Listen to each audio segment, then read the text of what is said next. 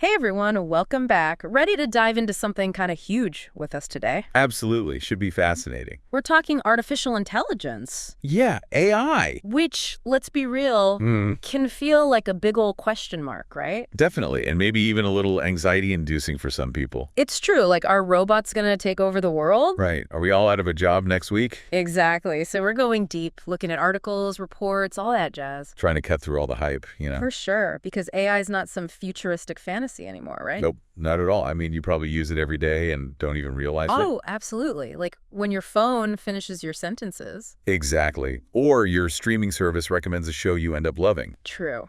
But let's talk about the big one, the one everyone's worried about.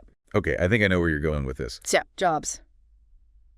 Will AI steal all our jobs? Right, that's the big question. And the headlines don't help. No, they do not. It's all doom and gloom. Robots taking over, mass unemployment. It can get scary. Seriously.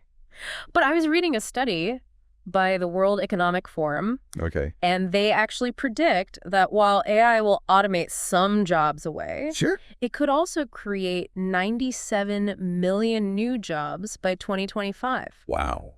97 million. That's a lot of jobs. It really is, and it highlights a really important point about AI. Which is? It's not about replacement, it's about augmentation. Okay, say more about that. So think of it like electricity, right? Okay. When it first came around, totally revolutionary, kind of scary too, right? I can imagine.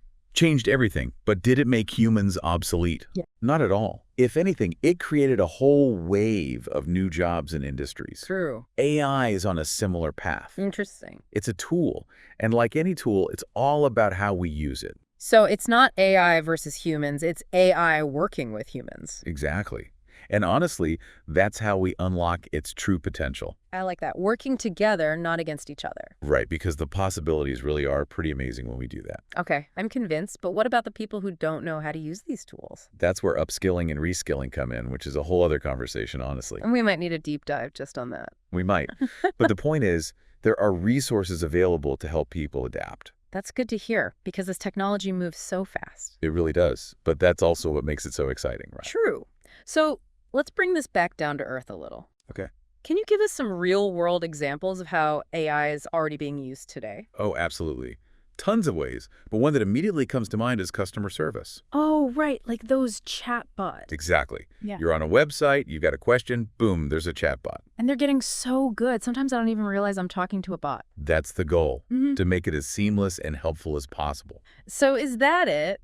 Are chatbots going to replace human customer service reps? That's a common concern, but it's not about replacing, it's about enhancing. How so? Think about it. The chatbot handles the simple stuff, answers frequently asked questions. Right. That frees up the human reps to tackle the more complex issues. The ones that require like actual human empathy and problem-solving skills. Exactly. AI taking care of the routine, humans handling the nuanced. Okay, that makes sense. Kind of a win-win. That's the idea. And it's a great example of that augmentation we were talking about. Instead of AI taking over, it's AI making things better for everyone involved. Precisely. More efficient, more effective, and ultimately, I think, more fulfilling for everyone. I like the sound of that. So AI can write stories, compose music, even create art. That's wild. It's pretty incredible, and it's pushing the boundaries of what we thought was possible. Okay, so you were about to tell me about this AI that can write stories. Right. It's called pseudowrite.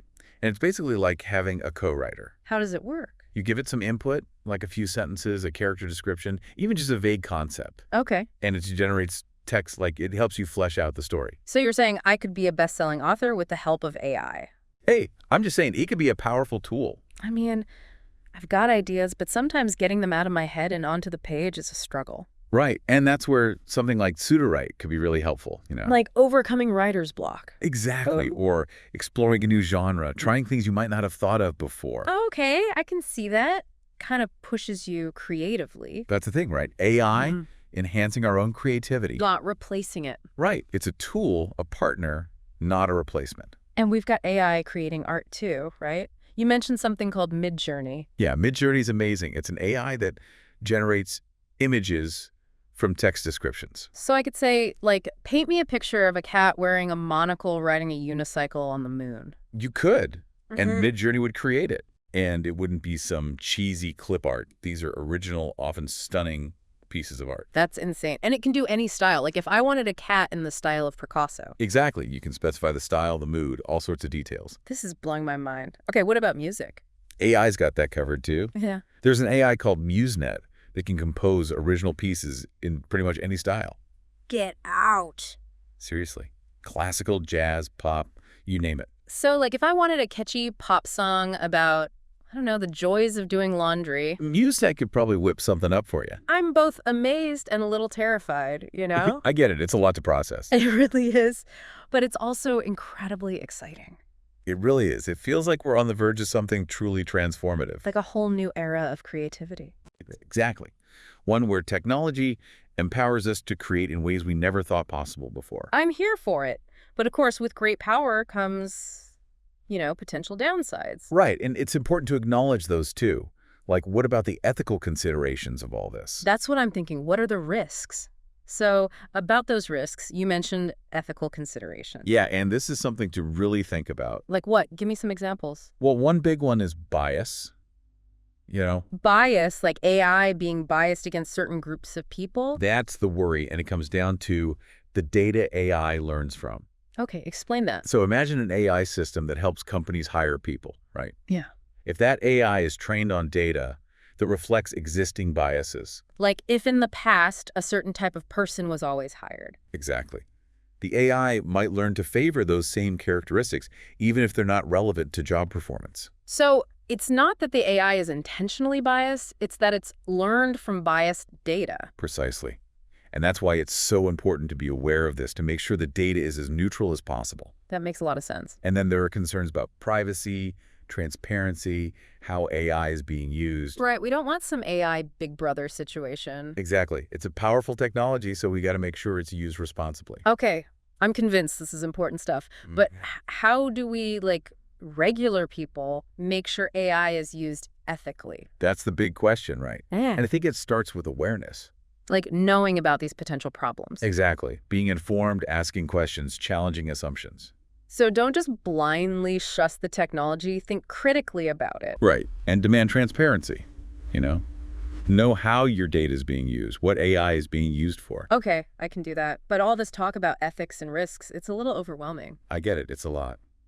But don't let it overshadow the positive potential of AI. That's true. We've talked about some pretty amazing applications. And there are tons more. AI helping doctors diagnose diseases earlier, helping personalize education for students, even tackling climate change. Wow. Okay, so maybe a little bit of both, right? Healthy dose of caution, but also a lot of excitement for what AI can do. Exactly. It's a powerful tool. It's here to stay, and it's up to us to shape how it's used. Well said.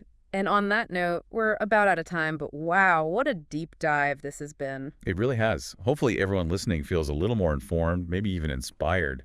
That's what we aim for. Remember, folks, AI is not this far-off thing anymore. It's here, it's now, and it's only going to get bigger. So buckle up, stay curious, and who knows what amazing AI-powered future we'll create together. Couldn't have said it better myself. Thanks for joining us, everyone. Till next time, keep on learning.